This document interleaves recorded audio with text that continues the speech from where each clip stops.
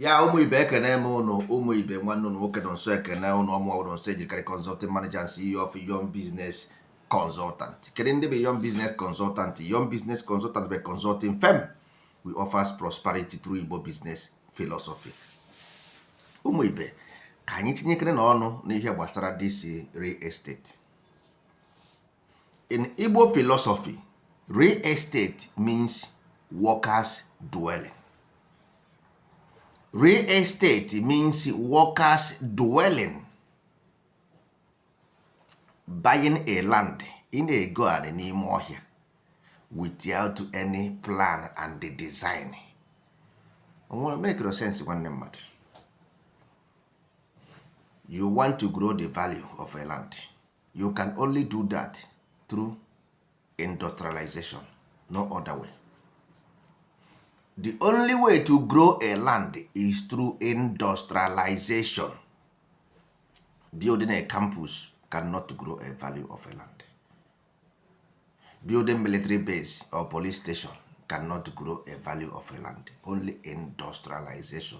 That's why I said plan and the design. Don't buy a land. The value can never ever grow. It's just nothing but speculation.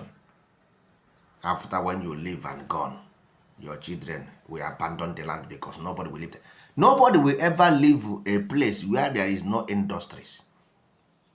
People must go to where there is industry to work because then every human being need a job.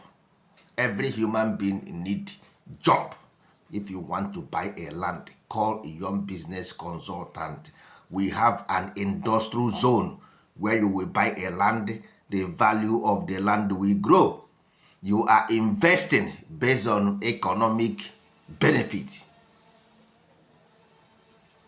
Investment is based on economic benefit, not to buy a land waiting for the day the land will appreciate. That is not an investment. We are talking about investment opportunity in Igbo land.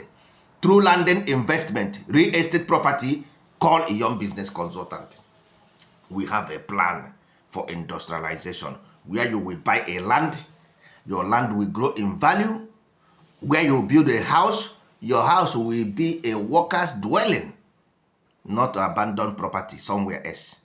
Yadro na mumu ibe.